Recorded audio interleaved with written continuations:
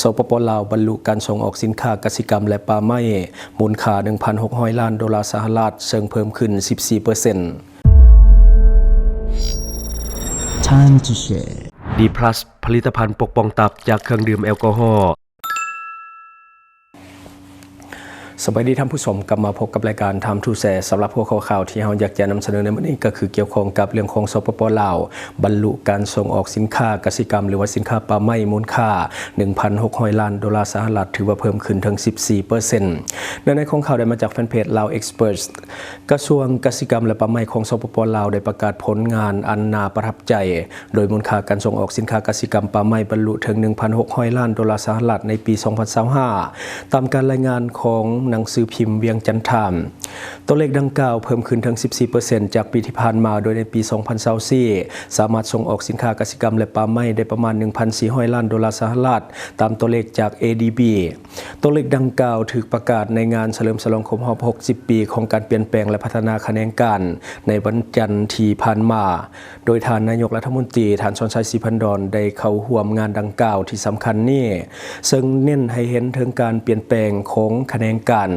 กสิกรรมและป่าไม้จากการเฮ็ดกสิกรรมแบบดั้งเดิมเพื่อการอยู่รอดมาสู่ระบบอุตสาหกรรมที่ทันสมัยและมุ่งสู่ตลาดซึ่งปัจจุบันได้ประกอบส่วนประมาณ 19% ต่อผลิตภัณฑ์รวมภายในหรือว่า GDP ของประเทศลาวท่านดร.ลิ้นคำดวงสวรรค์รัฐมนตรีกระทรวงเกษตรกรรมและสิ่งแวดล้อมรายงานว่าแขนงการนี้ได้รักษาอัตราการขยายตัวเฉลี่ย 2.75% ต่อปีในระยะ 5 ปีที่ผ่านมาพร้อมทั้งรับประกันความมั่นคงทางด้านเสบียงอาหารแห่งชาติโดยผลผลิตพืชหลักก็คือเฉลี่ย 6.75 ล้านต้นต่อปีการขยายตัวดังกล่าวสะท้อนถึงการเปลี่ยนแปลงโครงสร้างสู่รูปแบบการผลิตเป็นกลุ่มหรือว่าสหกรณ์และก็การเพิ่มขึ้นของการมีส่วนร่วมจากแขนงการเอกชนการนำใช้เครื่องจักรทันสมัยและเทคโนโลยีก้าวหน้าได้ทดแทนวิธีการแบบดั้งเดิมซึ่งช่วยให้ผู้ผลิตสามารถที่จะเปลี่ยนไปสู่การเฮ็ดกสิกรรมขนาดอุตสาหกรรมได้นอกเหนือจากการผลิตพืชกระทรวงยังได้เน้นให้เห็นถึงความก้าวหน้าที่สำคัญในการคุ้มครองป่าไม้ซึ่งความพยายามด้านการอนุรักษ์กำลังถูกผสมผสานกับการท่องเที่ยวธรรมชาติและโครงการนำร่องการซื้อขายเครดิตคาร์บอนสำหรับอนาคตกระทรวงหับห้องเอาแผนพัฒนาก็คือ 2026-2030 ที่จะออกแบบมาเพื่อรับประกันการขยายตัวแบบยืนยงโดยผ่าน 7 โครงการหลักบุริมสิทธิ์เหล่านี้รวมมีการเพิ่มความมั่นคงทางด้านเสบียงอาหารและโภชนาการการส่งเสริมการปรุงแต่งสินค้า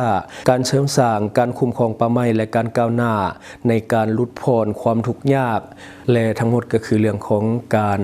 เปลี่ยนแปลงหรือว่าการเพิ่มขึ้นของเรื่องของการส่งออกของสินค้าที่เป็นกสิกรรมและกระป่าไม้ซึ่งว่ามูลค่าก็คือเพิ่มขึ้น 1,600 ล้านดอลลาร์สหรัฐหรือว่าเพิ่มขึ้นถึง 14% โดยซึ่งว่านี่ก็มีการขยายตัวไปในท่าทางที่ดีหรือว่าแนวโน้มที่ดีขึ้นสำหรับการผลิตและก็การส่งออกสินค้ากสิกรรมของลาวเฮาเพราะว่าในปัจจุบันเฮาเองก็มีรถไฟลาวจีนที่เป็นตัวการสำคัญที่จะเฮ็ดให้ระบบเศรษฐกิจของลาวดีขึ้นโดยเฉพาะในเรื่องของการส่งออกสินค้าต่างๆโดยเฉพาะเรื่องของสินค้ากสิกรรมที่ลาวเฮาได้ผลิตเป็นหลักอยู่แล้วและก็สินค้าอื่นๆที่ติดพันกับธรรมชาติบัดนี้เฮามาเบิ่งอีกหนึ่งข่าวก็คือเงินบาทแข็งค่าขึ้นหลายกว่า 10% ส่งผลให้อัตราแลกเปลี่ยนเงินกีบกับเงินบาทอ่อนลงอย่างเห็นได้ชัดในของข่าวได้มาจากแฟนเพจ Lao Experts เช่นกันในปัจจุบันค่าเงินบาทเทียบกับเงินดอลลาร์ได้มีการแข็งค่าขึ้นอย่างต่อเนื่องและถือว่าแข็งค่าที่สุดในรอบหลายปีโดยเปลี่ยนแปลงมาจาก 34.21 บาทต่อดอลลาร์ในท้ายปี 2024มาเป็น 31.14 บาทต่อดอลลาร์หรือว่า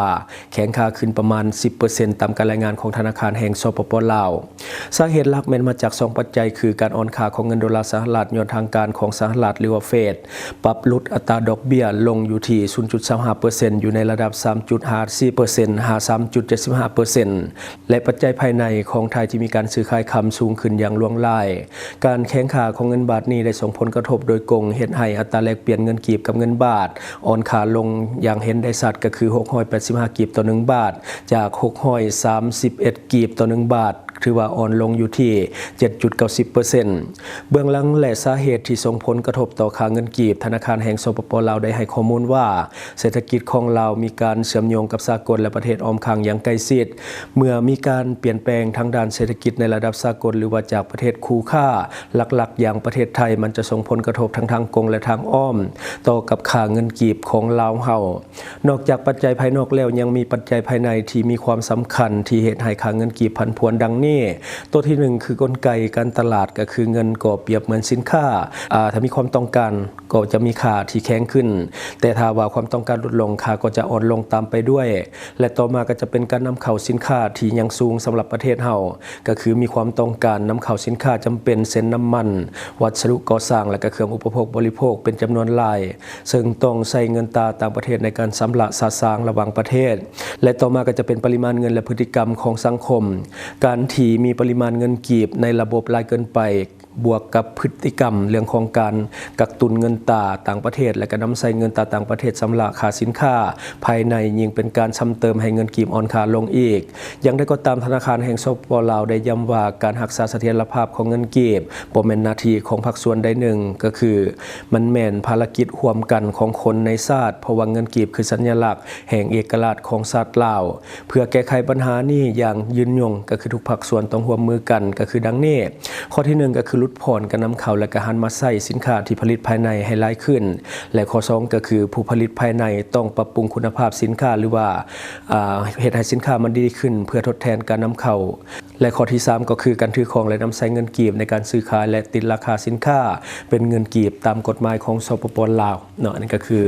เนื้อในข่าวทั้งหมดที่เฮาเก็บมาเล่าสู่ฟังหวังว่าท่านจะได้รับสาระดีๆสำหรับท่านที่ว่าเบิ่งรายการเฮาอยู่คิดเห็นจะได้กับสิ่งที่ว่านำเสนอไปก็อย่าลืมฝากไว้ภายใต้คอมเมนต์ของเฮา